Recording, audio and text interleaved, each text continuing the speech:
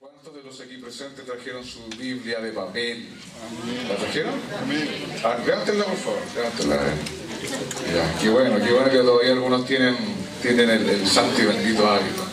Todos los que han traído su Biblia de papel, de verdad, se han ahí una doble bendición, se han ahí doblemente bendecidos. Claro que a mí el pastor César me dijo que tendríamos como 120 personas. Bueno, si llegan a 120 vamos a orar para irnos todos llenos del Espíritu Santo, así que sigue orando para que lleguen a 120. Y a propósito de esta conferencia, justamente como decía el pastor César, vamos a dividir este tiempo de la siguiente forma. Vamos a tener una hora cronológica, más o menos, sí, algo así, como una hora cronológica de ponencia, y después tendremos un pequeño break y después tendremos otra hora de ponencia. Y vamos a dividirlo en 4 momentos. Este primer momento, que van a ser aproximadamente unos 30 minutos, va a ser la parte mística. La parte mística. Sí, porque para los que me conocen saben que yo soy místico. Entonces vamos a comenzar con esa media hora mística, y después la segunda media hora va a ser un tiempo de encontrarnos con la profecía, pero en términos históricos bíblicos, haciendo un poquito un repaso de la historia de Israel, pero en el contexto del Antiguo Testamento. Y para quienes solamente me han conocido tomando materias de profetismo del Antiguo Testamento, la novedad es que después del break vamos a tener profetismo pero neotestamentario. Así que por esa razón me parece muy bien que todos hayan traído su Biblia, porque se han traído su Biblia, porque vamos a darle trote a la Biblia. Sí, la verdad es que a mí me gustan las Biblias bien usadas. Esta se ve nueva porque la uso para eventos como este, ¿no? Claro, es para que se vea. Sí, porque en todas partes, esto no lo enseñan en homilética, pero todas las veces que alguien va a comenzar a predicar o enseñar, lo primero que todo el mundo le mira a la persona que sube, sea hombre o mujer, es la Biblia y los zapatos. No sé por qué, es algo psicológico. Bueno, dicho esto, santos del Señor, quisiera que oráramos al Señor una vez más. La verdad es que iniciar este tiempo con adoración es algo no menor, ya que vamos a hablar del profetismo, puesto que en términos bíblicos la manifestación profética como fenómeno espiritual y religioso generalmente se da en un contexto de adoración. Se da en un contexto de adoración. Parece que hay un ambiente que es el ambiente propicio. Hay un ambiente espiritual para que esto suceda. Y en ese ambiente espiritual donde no solamente sucede, sino que tiene un propósito y tiene una intención. Porque lo profético no es simplemente algo pintoresco o anecdótico de nuestros cultos, como generalmente se ha estado volviendo en este último tiempo, como algo farandulesco, como algo que simplemente está junto con las danzas, con la música y las luces. No, podemos quitar las danzas, podemos quitar las luces, podemos quitar la amplificación, pero lo profético del pueblo profético del Señor no se puede quitar jamás, porque en el momento en que esto desaparezca, dejamos de ser pueblo del Señor.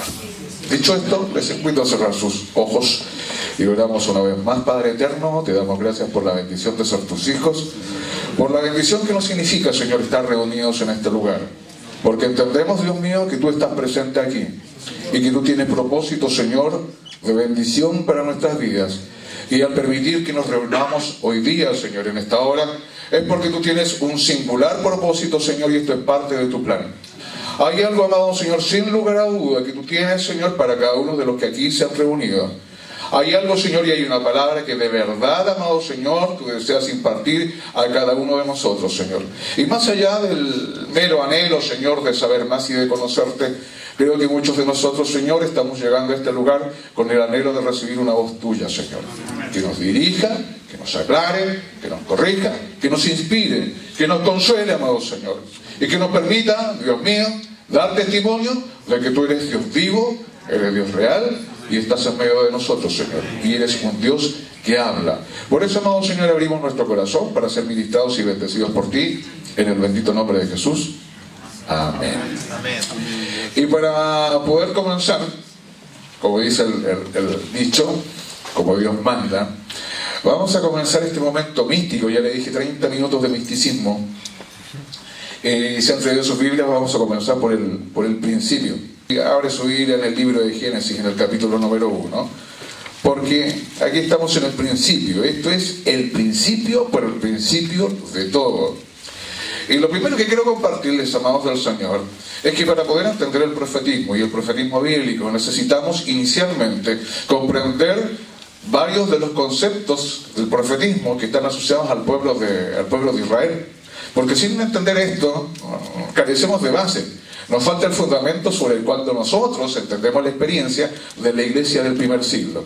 Y hay algo fundamental, repito, hay algo fundamental que dice relación con esta manifestación espiritual que usted y yo llamamos el profetismo, y es que el profetismo es la manifestación más plena y poderosa del Espíritu de Dios.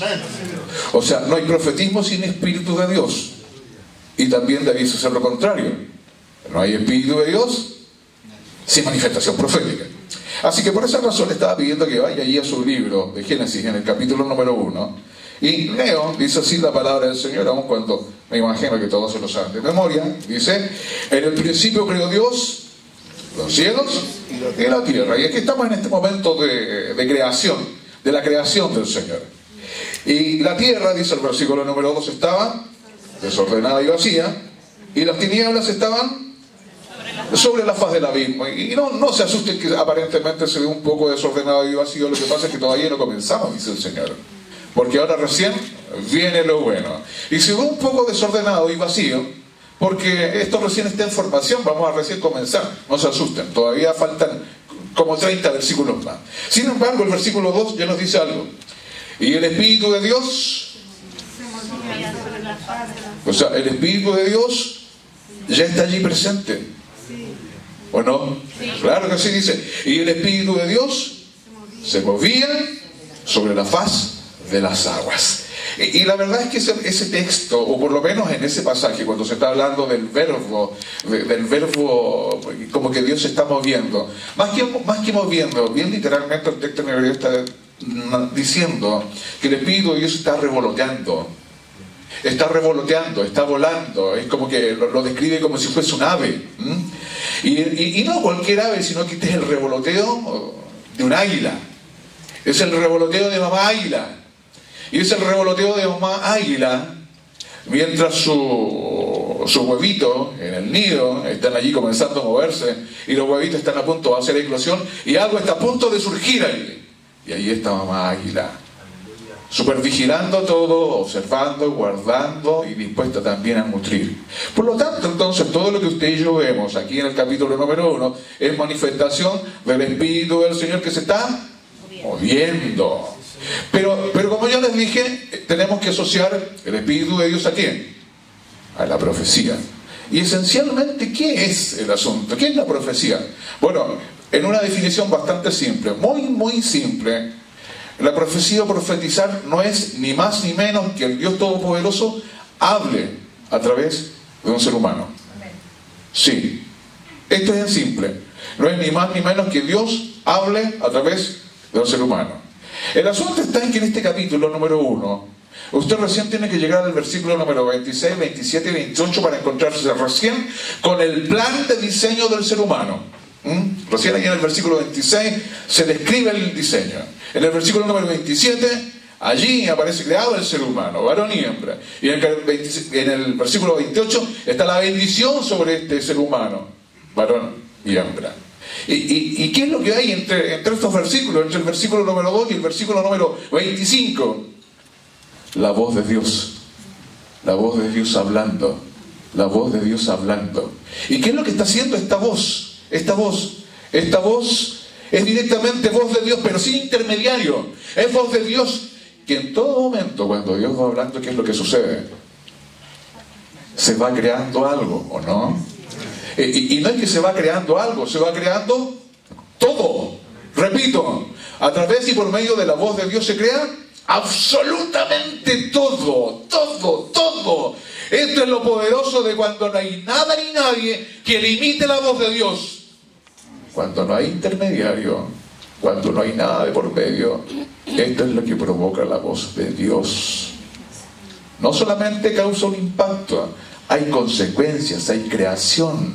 Y algo más ocurre con esta voz. Esta voz transmite vida. Amén. La vida. Esta voz transmite sentido. Esta voz transmite orden. Esta voz todo lo ordena. Esta voz todo lo dirige. Esta voz parece que todo lo hace hermoso. Parece que esta voz tiene diseño y tiene plan.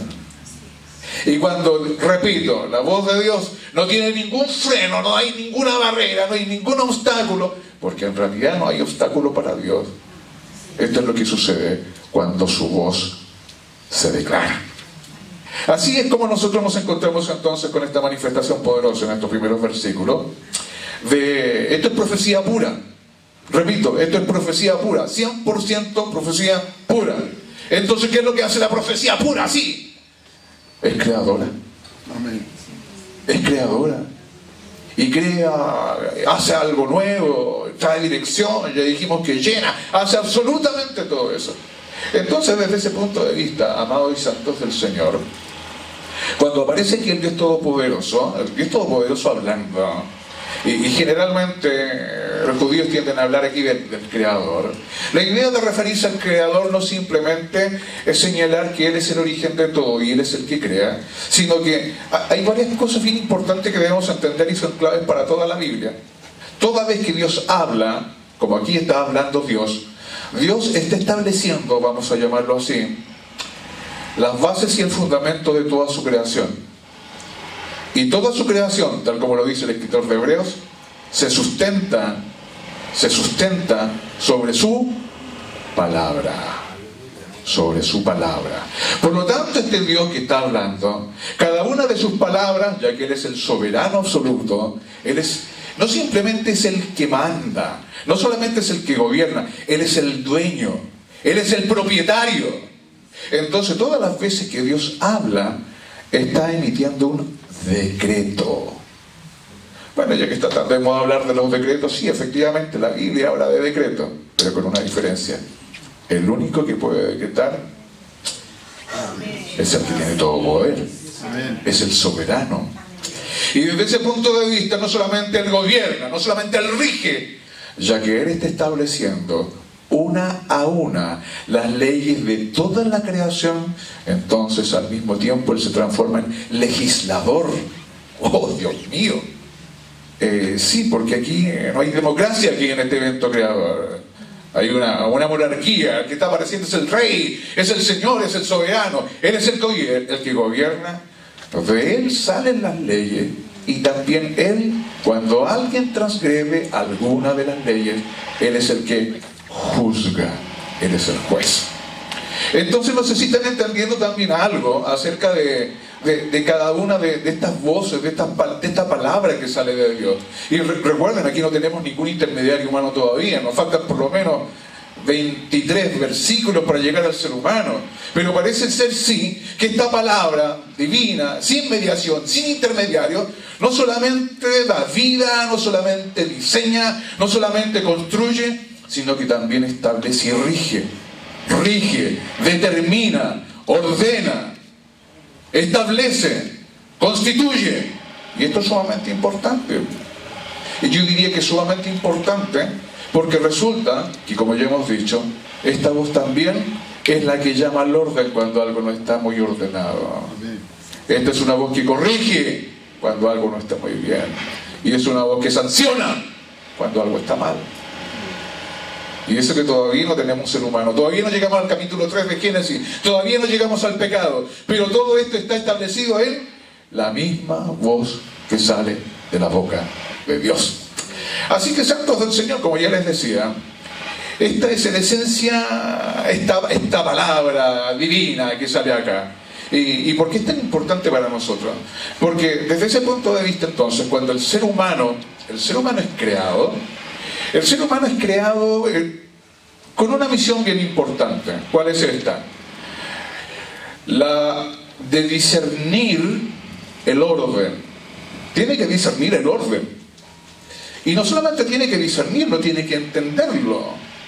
Y no solamente debe entenderlo, y aquí estamos hablando de esta palabra materializada, de allí, que no solamente para Pablo, sino que también para todo judío, todas las cosas de la creación están constituidas de palabra,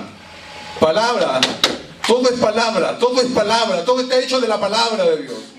Entonces, para comprender la creación, hay que comprender la palabra de Dios, la voz de Dios. Y como todo ser vivo se nutre ¿de qué? De la palabra de Dios que le está alimentando y le está nutriendo.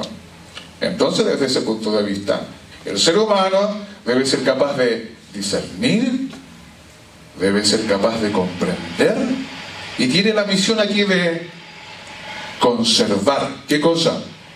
Este orden, esta estructura. ¿Y qué es lo que hace el Señor? Lo pone al ser humano como su representante. Cuando dice el versículo número 26, hagamos al ser humano a nuestra imagen y semejanza, la verdad es que el Señor está pensando en que sea alguien que le represente. Repito, que sea alguien que le represente. Y de toda la creación, absolutamente de toda la creación, el ser humano es el único ser vivo que tiene la capacidad de hablar. Con esto no quiero decir que los demás seres vivos no sean capaces de comunicarse. Su perrito mueve la colita así y usted sabe que está contento. Su perrito se pone en un rincón y hunde la colita y usted sabe que tiene miedo, pero no puede hablar. ¿O sí? Y hay algo muy interesante en este relato del capítulo número 1 y sobre todo del capítulo número 2. En el capítulo número 2, si tienen allí su Biblia, vayamos al capítulo número 2, dice así. A ver, voy a leer algunos versículos.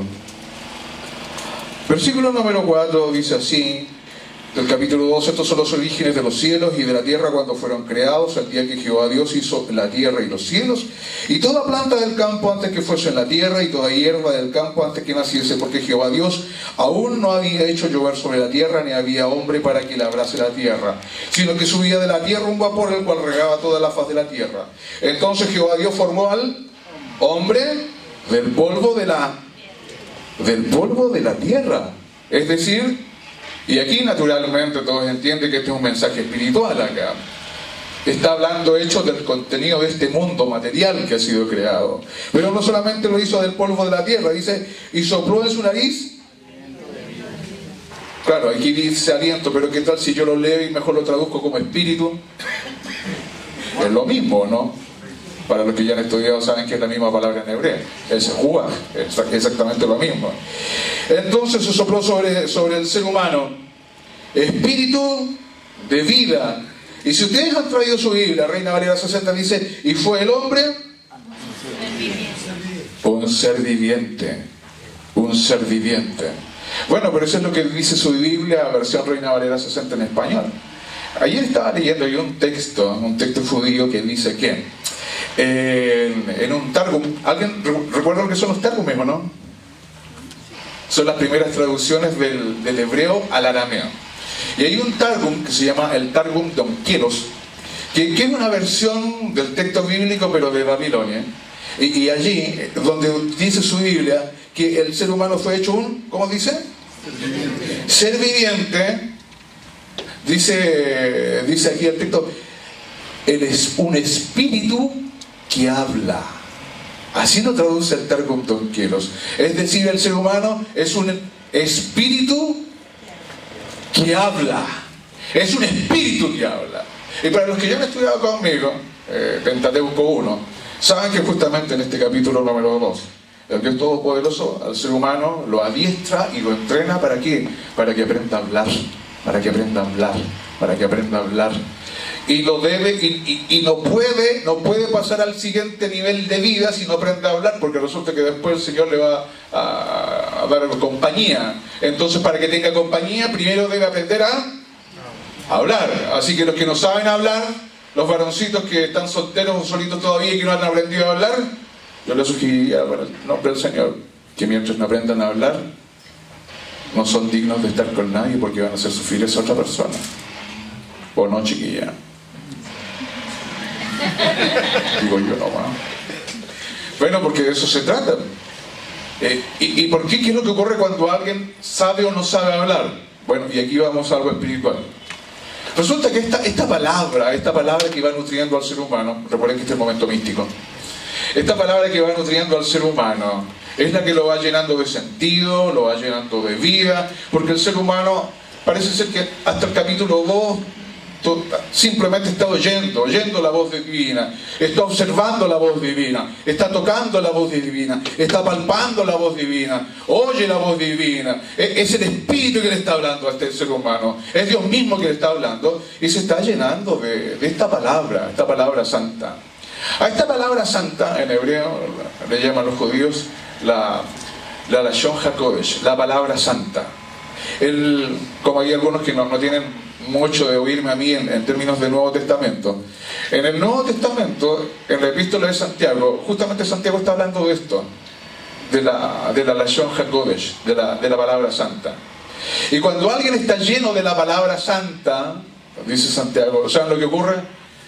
Cuando esa palabra santa sale de un ser humano, esa palabra santa es la que consuela, es la que anima, es la que dirige, es la que enseña, es la que ama, es la que levanta. Eso es lo que hace la palabra santa. Exactamente todo lo que dijimos ya que ocurría y ocurrió en términos de la creación. Pero ¿saben cuál es el gran problema del ser humano? Que en algún momento, y este es el drama del capítulo número 3 del libro de Génesis, y lo voy a decir simplemente en términos de lenguaje y de comunicación, el ser humano, aparte de oír la voz de Dios, de recibir esa palabra santa, tiene la estúpida idea de escuchar otra voz. Y por supuesto, por definición, ya no es la palabra santa que procede de Dios. Entonces, ¿cómo vamos a llamar a esta palabra? La palabra malvada. ¿Y saben lo que hace la palabra malvada? Hace todo lo contrario de la palabra santa. La palabra santa es la que consuela. La palabra malvada entristece. La palabra santa alienta, anima. La palabra malvada humilla.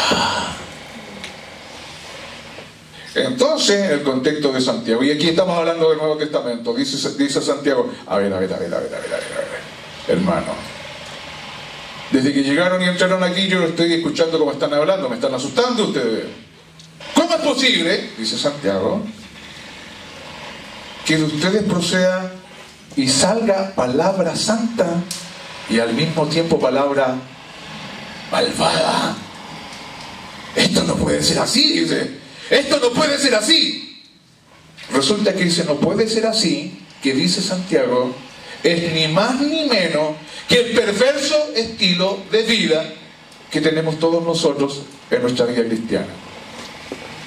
Y así como adoramos al Señor, así como exaltamos al Señor, así también cuando usted tiene que resolver asuntos de la vida cotidiana, de la vida familiar o de su vida laboral, usted no lo resuelve con la palabra santa.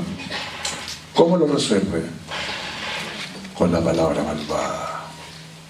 Y cuando usted y yo reaccionamos con la palabra malvada y nos sale ese tono y hablamos así, nos sentimos bien, nos sentimos empoderados, y la gente que nos mira dice,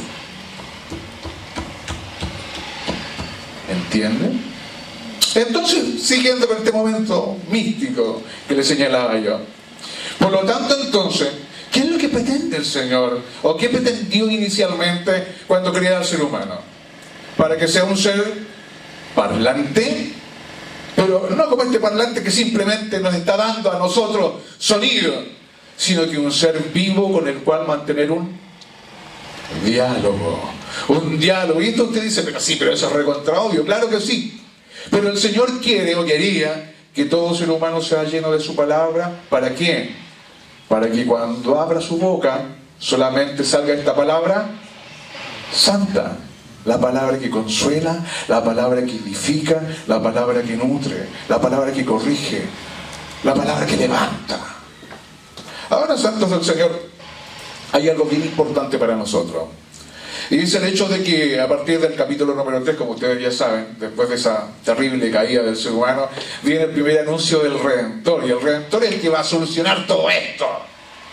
A propósito, ya que estamos hablando del Redentor, estamos hablando del Mesías. Bueno, aquí tengo que presentarle otro pensamiento que tienen en el mundo judío. Cuando estamos hablando del Espíritu de Dios, les dije, la manifestación más plena del Espíritu de Dios es la profecía, ¿no es cierto? Segunda idea importante. En el judaísmo es imposible, repito, es imposible que se esté hablando del Espíritu de Dios sin que no esté allí involucrado directa o indirectamente, explícita o implícitamente, el Mesías. Por lo tanto, hablar del Espíritu de Dios es hablar también ¿de quién? Es hablar del Mesías. Por lo tanto, cuando leíamos en el capítulo número 1, en el versículo 2, que el Espíritu de Dios se movía sobre la faz de las aguas, ¿quién estaba allí implícito? El Mesías. El Mesías. Y justamente cuando comienza a anunciarse el Mesías, independiente de todo lo que usted ya ha escuchado en otros seminarios anteriores, desde el punto de vista soteriológico, esto y lo otro, desde el punto de vista de la profecía, ¿sabe lo que va a suceder cuando Mesías aparezca? Va a limpiar el corazón, va a limpiar la mente, va a transformar la mente, va a transformar los pensamientos, porque solamente cuando los pensamientos son transformados, entonces que se cambia la lengua que sale de allí. Porque me imagino que ustedes conocen el versículo que dice, porque de la abundancia del corazón, ¿qué ocurre? Habla la boca, por supuesto, por supuesto. Entonces, ¿cuál es el punto allí? Que lo que tiene que estar saliendo allí de alguien que finalmente se encuentre y tenga esa bendita redención del Redentor, es que lo que le va a cambiar no solamente su mente, que le va a permitir entender esta creación, le va a permitir entender y recibir su palabra, sino que también le va a transformar su boca, se le van a transformar sus palabras. Y esto ocurre tanto en el Antiguo como en el Nuevo Testamento, ¿o no? ¿Son todos pentecostales aquí o no? A ver, levanten su mano los pentecostales. Bajen su mano. Sí, por experiencia pentecostal. Porque, ¿cuál es la evidencia? ¿Cuál es la evidencia de que alguien verdaderamente está experimentando la vida de Dios? La renovación de la vida de Dios. ¿Acaso no es que tenga una transformación en su habla? Incluso antiguamente, esto no ocurre ahora, pero antiguamente, y esto un poquito de arqueología cristiana, antiguamente todo el mundo se daba cuenta cuando alguien pasaba de ser un impío a ser un creyente cristiano. Todo el mundo lo reconocía por su traje, por su Biblia. Lo que primero le identificaban era el cambio en el habla. Y hoy día es muy triste algo, que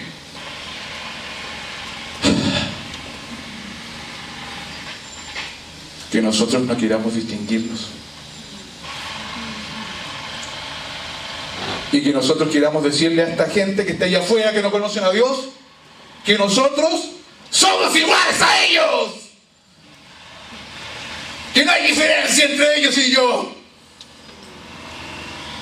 Y yo comienzo a mudar mi habla para parecerme a quién, a ellos. No es así, no es así. Así que santos del Señor, ya que me estoy acercando al final de los 30 primeros minutos místicos, entonces, ¿qué es y cómo se entiende la profecía en términos judíos? En términos judíos, cuando estamos hablando de la profecía, estamos hablando de un nivel espiritual. Repito, es un nivel de vivencia espiritual. No es simplemente un fenómeno religioso, no simplemente es la manifestación de algo. No solamente es anunciar cosas futuras, como alguna gente cree. No. Eso, cuando alguien habla, es simplemente la constatación y ya lo más externo de alguien que ha alcanzado una estatura y un nivel de conexión con Dios. Eso en sí es cuando alguien está llegando a la altura de lo que podríamos llamar un profeta.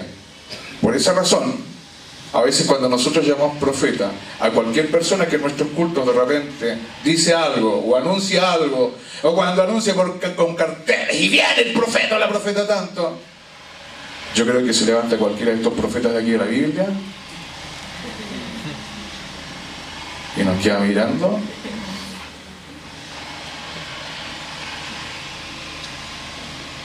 y no nos dicen nada, pero ponen una cara extraña. Pero nosotros podríamos decir, pero si lo que dijo se cumplió. Es que no se trata de eso. Y eso es lo que a mí más me entristece en el mundo cristiano, que lo que la gente denomina lo verdaderamente profético es lo más farandulero, la farándula espiritual, esa de los brillos, de lo que atrae. La profecía nunca fue espectáculo. La profecía nunca fue espectáculo.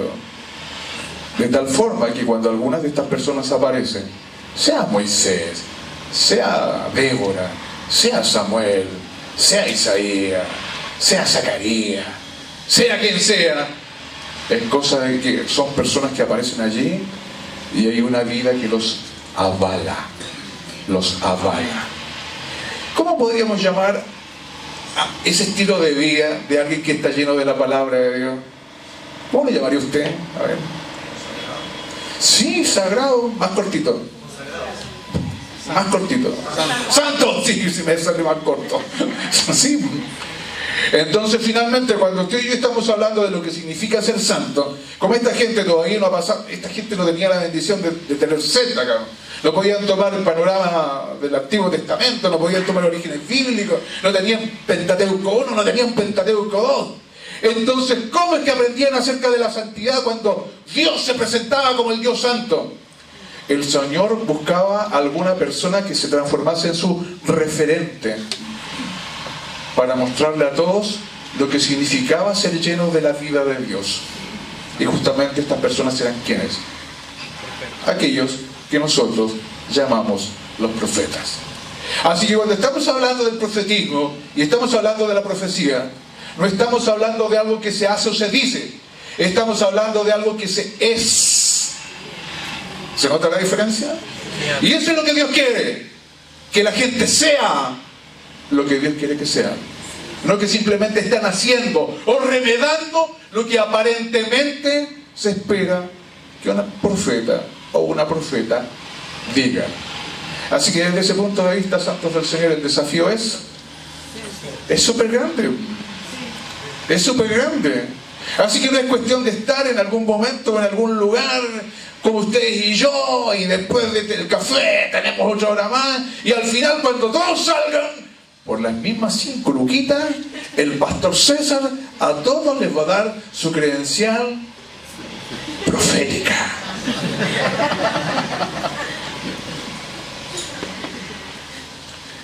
Si fuese por ganar plata, podríamos hacerlo. Creo que estamos perdiendo plata.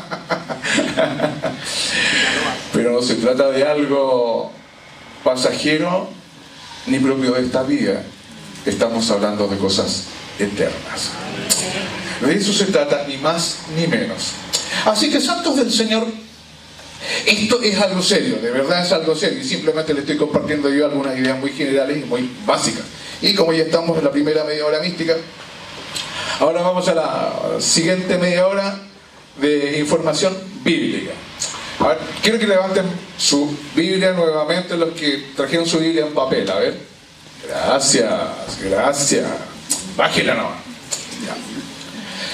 Bien, para esto voy a necesitar que algunos de ustedes, sobre todo, a ver, ¿quiénes han estudiado orígenes bíblicos? Levanten su manito, orígenes bíblicos. Gracias, poca esa gente.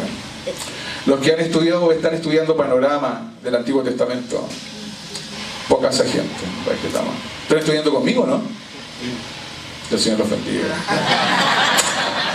Un deseo profético. Bueno, santos del Señor. La verdad es que para entender también el profetismo, y sobre todo el profetismo bíblico, tenemos que entender justamente y precisamente la historia de este santo y bendito texto de la Biblia.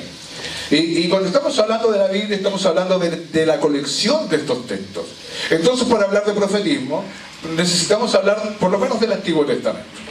Y para hablar del Antiguo Testamento hay un momento histórico que es clave y recontra clave y determinante para el pueblo del Señor. A ver, para los que han estudiado conmigo, a ver, prueba. ¿Cuál es ese momento histórico que marcó al pueblo hebreo para toda la vida? ¿Alguien se acuerda? El exilio, gracias.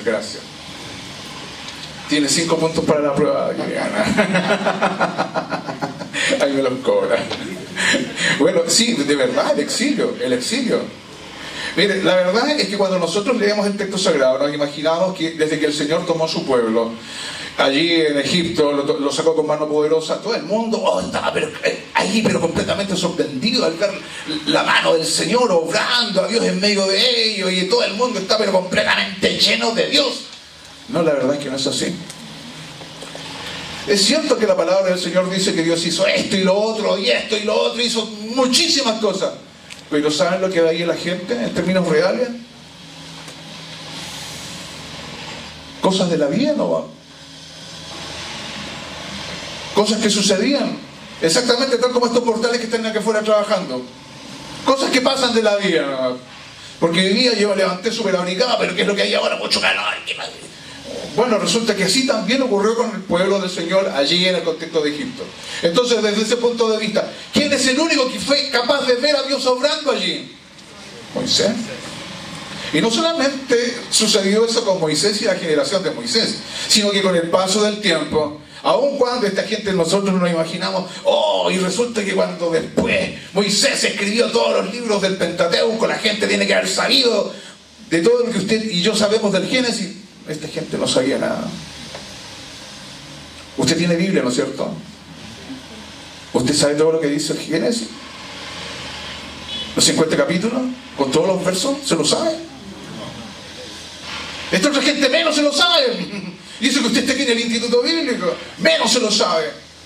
Entonces, cuando el texto bíblico nos está diciendo que después aparece Josué, la gente tampoco sabe nada ni entiende nada de Dios. Se da cuenta, es unas cuantas personas los que tienen revelación y conocimiento y relación con Dios. ¿Cómo los llama la Biblia? Profetas. Es así entonces como llegamos al momento del exilio. Y saben, una de las razones por las cuales el pueblo del Señor va a llegar a ese momento es el siguiente. Ya todos saben esta dramatización que hago yo.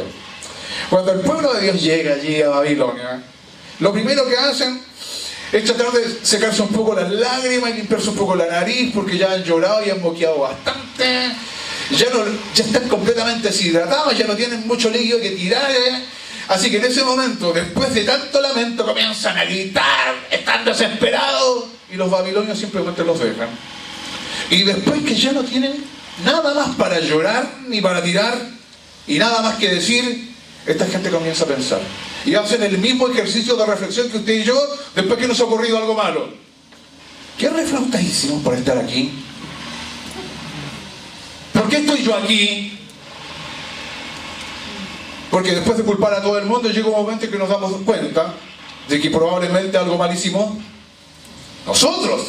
¿Y saben cuál es la gran conclusión a la cual el pueblo llega? Se apartaron del Señor su Dios. Nunca obedecieron al Señor su Dios. Desoyeron al Señor su Dios.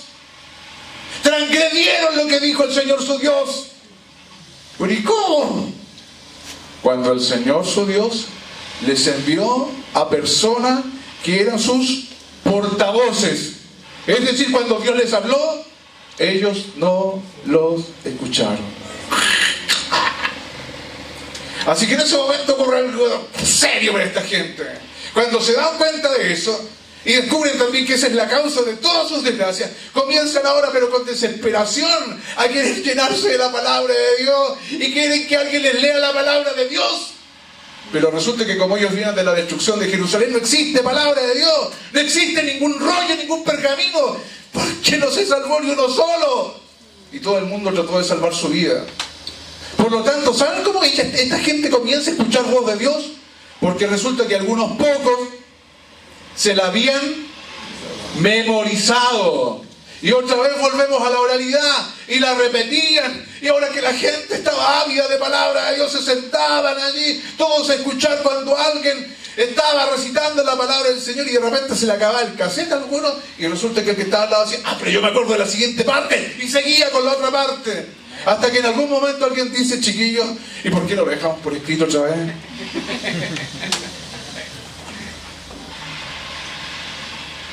Y así es como comienza la bendita historia del Sagrado Canon.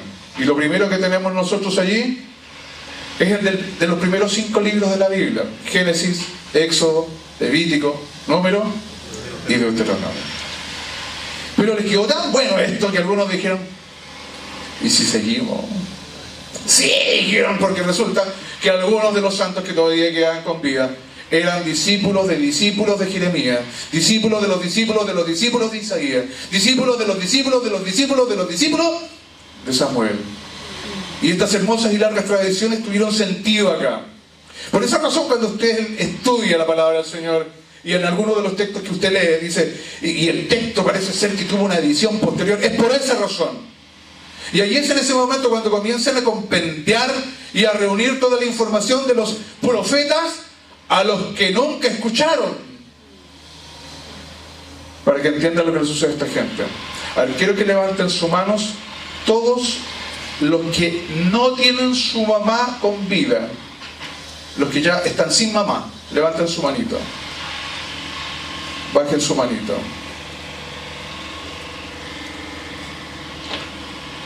¿Ha pensado esa tontera de repente cuando usted dice, ojalá estuviese mi mamita aquí, porque ahora que tengo que hacer esto, mi mamita me diría esto? Y usted está tratando de acordarse de lo que su mamita le diría, pero su mamita ya no está. Lágrima. Pero resulta que aquí el pueblo del Señor tiene una tremenda bendición. Tiene la bendición de que esta voz no se ha perdido. Esta voz, por alguna extraña razón, como si extraño fuese, y no fuese un plan de Dios, ha permanecido y está allí. Y hay alguna gente bendita conectada con Dios que parece que ni siquiera hacía sombra, que ahora comienza a tener mérito. ¿Por qué? Porque resulta que son los que tienen grabado en su corazón todo lo que el Señor dijo y habló.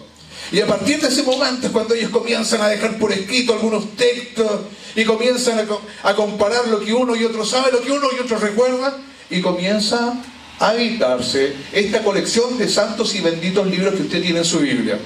Pero ¿cómo comenzaron? Comenzaron desde atrás para adelante. ¿A qué me refiero con esto?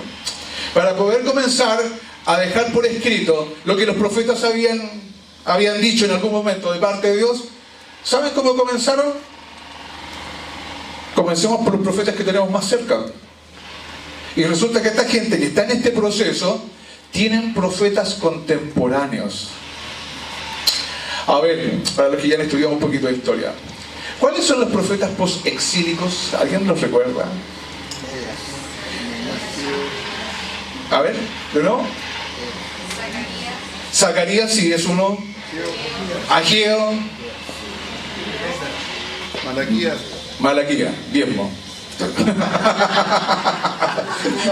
Claro, la cosa mala se puso después de eso. La gente lo estaba diezmando. Y ahí se acabó la profecía. ¿Qué quieres que les diga? Bueno, resulta que es en ese momento cuando se comienzan a comprender los textos sagrados. Pero cuando hablan de profetas, estos son los profetas contemporáneos que ellos tienen. Por esa razón, cuando usted lee los profetas, esta gente, por ejemplo, Ageo, Zacarías y Malaquías, tienen una forma en que ellos comunican la palabra del Señor. Yo creo que si nos encontráramos con ellos hoy día nos parecerían gente súper desagradable, pesados, son súper pesados. Ageo, penca, antipático, sin gracia. Pero resulta que cuando están diciendo algo, lo fechan con una precisión. Dicen, y Dios me habló tal día, de tal mes, de tal año, yo estaba aquí y el Señor le habló a esa persona. O sea, una precisión extraordinaria. El asunto está en que si usted comienza a revisar lo que se dice de ellos, tanto Ageo como Zacarías como Malaquías, de acuerdo al texto bíblico, preguntan, ¿cuántos milagros hizo Ageo?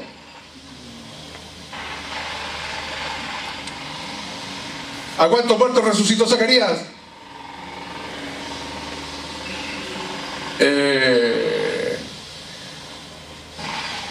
¿Algún milagro que haya hecho Malaquías? Nada aparentemente extraordinario, repito. Y estos son los profetas que ellos tienen allí en su tiempo de lo contemporáneo. Pero ¿qué es lo que permite entonces que ellos los identifiquen como verdaderos profetas de Dios?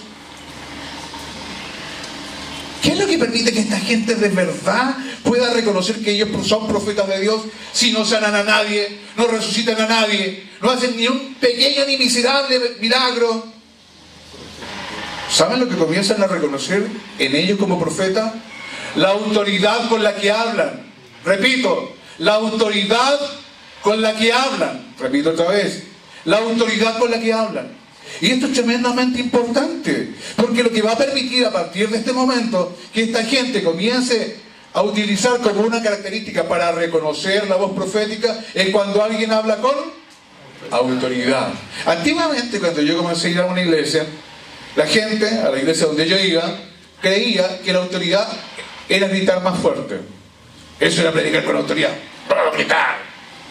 Y no solamente eso, como darle palos a la gente. ¡Hermano! ¿Y usted?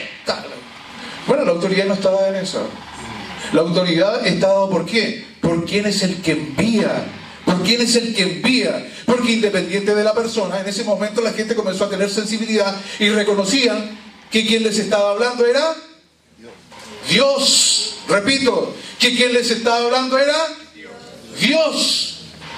Si yo le preguntara a cada uno de ustedes, amados hermanos, santos del Señor, ¿cómo pueden reconocer ustedes cuando Dios les habla? ¿Qué me dirían? Piensen por un momento, a ver, hagan ese ejercicio. ¿Cómo yo reconozco cuando Dios me habla? ¿Cómo? Sí, hay varias cosas. Una de ellas es cuando el Señor nos dice algo que nadie más podría saber. Y cuando dice una verdad. ¿Saben en realidad cuáles son las mayores verdades que nosotros siempre sabemos que están recontra ocultas y que nadie más podría saber? Las que nosotros escondemos. Entonces, ¿sabe cuando usted y yo sabemos de verdad que Dios nos está hablando? Cuando nos duele. Y usted sabe que el Señor le está hablando. Y usted sabe que le está remeciendo. Y usted mira para el lado y mira para el otro y se da cuenta que el Señor le habló solamente a usted. Eso es lo que le está ocurriendo a esta gente. Eso, en términos de hermenéutica espiritual, se reconocería como, dicen los judíos, la evidencia del Espíritu. Que una forma de reconocer cuando un texto es sagrado, y esta gente que está aquí normando la colección de libros santos, no solamente es porque haya sido escrito por un profeta, no solamente porque fue escrito en hebreo. Resulta que cuando alguien lo lee, algo se tiene que provocar en el que lo está leyendo, en el que lo está escuchando, aunque no entienda nada, algo le impacta en su corazón, algo despierta en su espíritu. Y esto es lo que está sucediendo con esta gente. Así que a partir de ese momento esto se transforma en norma, y ahí es cuando ellos comienzan a mirar hacia su pasado, pero teniendo esto como patrón. Y el patrón, por supuesto, está en Moisés. Así que si ustedes tienen su Biblia, vamos a ir a Moisés. Moisés mismo, o por lo menos lo que enseñó Moisés, hablando del profetismo, hay información en el libro del Deuteronomio. Pueden buscar allí en su Biblia, en el capítulo número 13. Allí se habla del profetismo. A ver si es cierto, Deuteronomio capítulo 13. Para los que todavía no han estudiado Pentateuco 2, tomen Pentateuco 2. Deuteronomio 13, ¿lo tienen todos? ¿Sí que lo encontraron? Ya, gracias. Bueno, en el capítulo número 13 está hablando del profetismo, pero dice una cosa un poquito extraña. Yo no sé si tienen su Biblia con subtítulos, pero quiero que vean en el capítulo número 12. ¿Hay algún subtítulo que tenga usted su Biblia allí en el capítulo 12? ¿El último subtítulo que tiene? ¿Cómo dice? ¿Advertencia contra qué? Contra la idolatría. Ya, atento con eso. Advertencia contra la idolatría. Bueno, resulta que cuando nosotros nos encontramos con el profetismo bíblico, una de las primeras cosas que a la gente le sorprende es que el profetismo no fue un fenómeno exclusivo de Israel. El profetismo siempre a lo largo de toda la vida ha sido un fenómeno espiritual y religioso de todas las culturas. Repito, absolutamente de todas las culturas.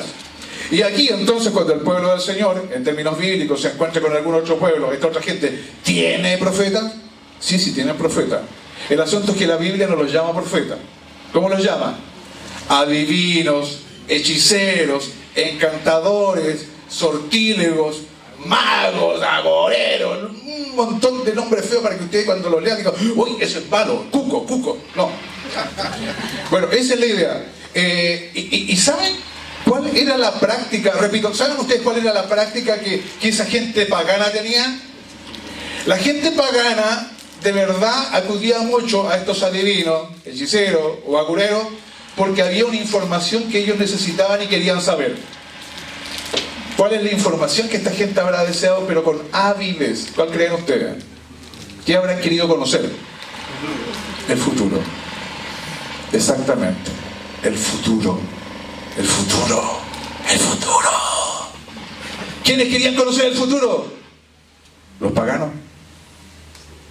Los paganos. Repito, el querer conocer el futuro es propio de una mente. Voy a decirlo de nuevo, ¿no?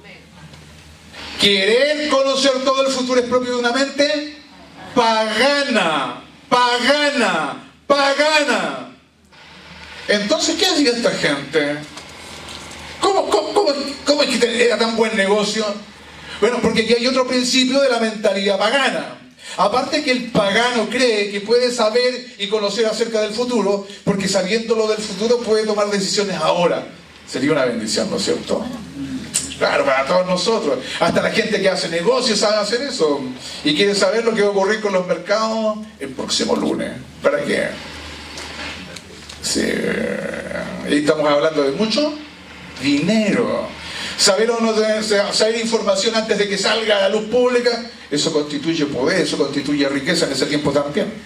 Lo siguiente, que también le estaba diciendo, que es parte de la mentalidad pagana, es creer que a la deidad, cualquiera que ésta sea, cualquiera que sea el nombre que tenga, a las deidades se les puede manipular.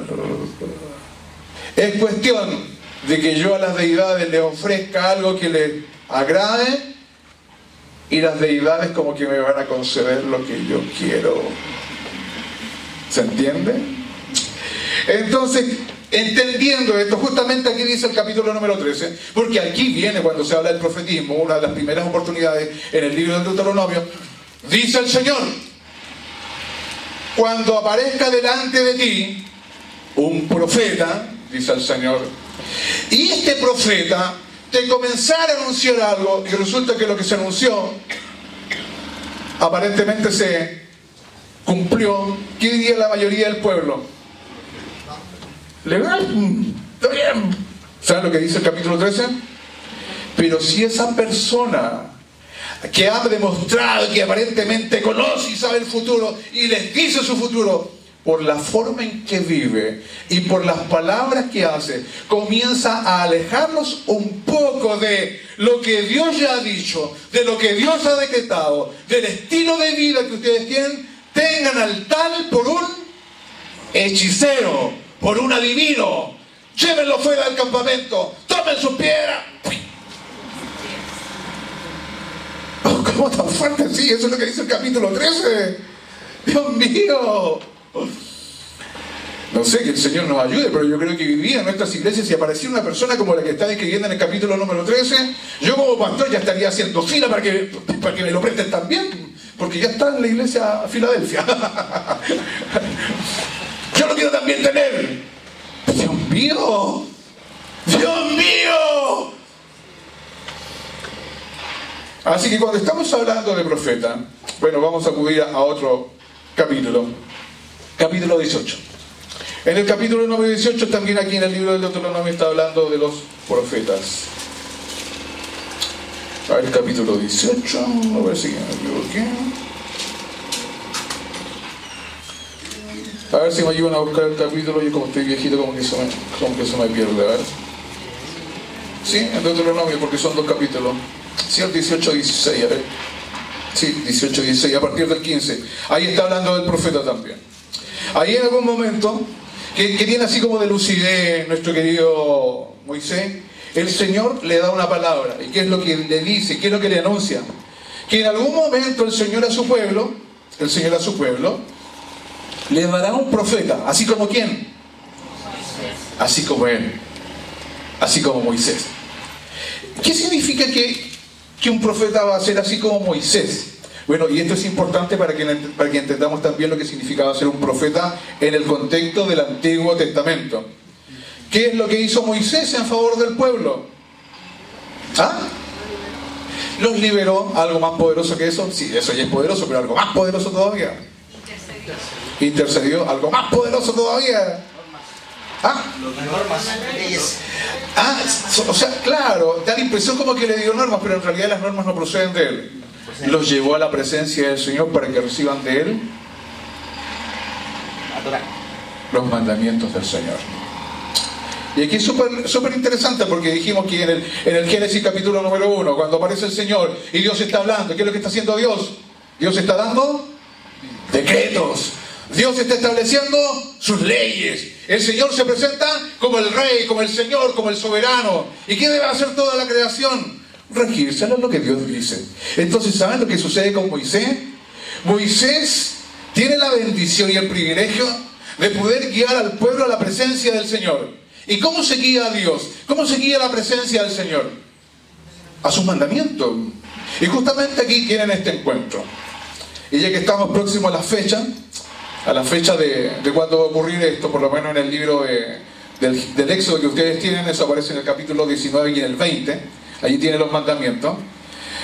Allí es cuando los judíos experimentan algo glorioso, y de allí en adelante, ese bendito día, cuando ellos reciben la ley del Señor, van a darle un nombre a esa fecha y va a ser una festividad que se va a llamar Matán Torah. Hay varios de los aquí presentes que ya saben lo que es Matán Torah. Levanten la mano los que recuerdan lo que es Matán Torah. Poca gente. Bueno, como algunos ya lo han olvidado, les voy a recordar qué es Matán Torah. Matán Torah es la recepción de la ley. El momento bendito es cuando Dios les da la ley. Sin embargo, como ya les conté, en la historia de la formación del canon bíblico comenzó ¿en qué momento histórico? En el exilio, exactamente. Gracias. En el exilio. Pues bien, en ese momento también, en el exilio, comenzó a surgir algo en el pueblo judío. Algo que se llama técnicamente la Torah oral. ¿Y qué cosa es la Torah oral? La Torah oral es una serie de relatos, de información, que no están en el texto escrito, pero que esta gente conservó en la oralidad. ¿Y para qué servía? Para completar lagunas, para explicar, para ampliar, para tener detalles, cosa que cuando usted se encuentre con alguna información un poquito ambigua, la Torah oral se la completa, entonces usted queda satisfecho. Y la Torah oral cuenta lo siguiente, que cuando el Dios Todopoderoso invitó a que se reúna el pueblo acudió allí y estaban todos a los pies del monte Sinaí. Y en ese momento aparece la nube de gloria. Pero fue una nube tan gigantesca que los llenó todo. Y ellos quedaron bajo la nube de la gloria del Señor. Y siendo un día tan lindo como este, es completamente soleado, cuando apareció esa nube, todos quedaron en oscuridad. Pero no en completa oscuridad, porque resulta que algo tenía esta nube. Tenía un resplandor. Sí, y por eso que dentro del resplandor había como fuego. Y no solamente había fuego, salían rayos de esa nube. Y cuando esa nube, dice la palabra del Señor, tocó allí la cima del monte, el monte se estremeció el monte. Y se produjo como una especie de terremoto. La gente estaba pero llenísima de miedo. Y cuando están pero completamente llenos de miedo, en ese momento, cuando están todos absortos allí, Dios habló. ¿Pero qué ocurrió con la voz de Dios? La voz de Dios se materializó. ¿Y qué forma adoptó? La forma de una gigantesca llama de fuego. Y mientras Dios más hablaba, ¿qué ocurría con esa llama de fuego? Se iba amplificando, iba creciendo. Pero como Dios estaba hablando a su pueblo, esa llama de fuego se comenzó a acercar al pueblo, y cuando el pueblo vio que esa llama de fuego se les acercaba, querían salir huyendo, pero no podían. Y cuando vieron que esa llama de fuego los iba a alcanzar, explotó. Y se repartió en cientos de miles de llamitas. Y cada una de esas llamitas se fue a posar sobre cada una de las personas que estaban allí. ¿Qué más dice la Torá oral? Que cuando ocurrió esa bendita manifestación divina, la gente sobre la cual estaba esa llamita posándose abrió su boquita y profetizó. Aquí se parecen. Entonces, a partir de este momento, y este es el testimonio y la evidencia de todo el Antiguo Testamento, el pueblo tuvo este encuentro glorioso con el Señor, y la palabra de Dios, el Espíritu de Dios, vino a morar en cada uno de los creyentes, y todo el pueblo profetizó. Todo el pueblo profetizó. Los ancianos, los niños, los hombres, las mujeres, los siervos, los libres. Solamente observaron los animales, ¿no? Porque los animales dijimos que no pueden hablar. Pero todo el pueblo habló, todos profetizando, una cosa extraordinaria. ¿Se imaginan estar en un culto así, todos profetizando? Yo no sé si sería entre locura y entre una cosa pero gloriosa. ¿Y por qué después no aparece en el resto de la Biblia? Porque los seres humanos somos tarados. Y justamente después de ese momento de gloria, en el mismo libro del Éxodo, en el capítulo número 32, tenemos al pueblo de Dios adorando un becerro de oro.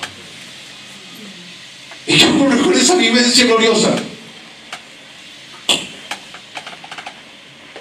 Se cortó. Y a partir de ese mismo momento, ¿de qué se trata todo el Antiguo Testamento? Del anhelo de que eso vuelva a suceder otra vez, del anhelo de volver a tener esa comunión con el Señor, de volver a estar en la presencia del Señor, pero no como individuos, sino que estar todos juntos, estar como pueblo, estar allí en la presencia del Señor, en comunión con Dios, recibiendo la vida de Dios y siendo llenos de su palabra, para que la palabra del Señor se transforme en nuestra vida, para que la palabra del Señor se transforme en nuestra palabra, para que la palabra del Señor se transforme en mis pensamientos, para que la palabra del Señor sea quien lo gobierne todo. Así que por esa razón, cuando usted lee los profetas, todos los profetas están anunciando ¿qué? Ese bendito momento cuando eso va a ocurrir. Y eso no solamente es monopolio de Joel. No solamente Joel cuando habla del derramamiento del Espíritu, y lo dice varias veces, sobre toda carne, sobre los ancianos, sobre los niños, sobre los jóvenes, las doncellas, los casados, las viudas, todos. Y no solamente lo dice Joel, también lo dice Isaías, también lo dice Jeremías, también lo dice Ezequiel, y Ezequiel además lo vive y lo manifiesta.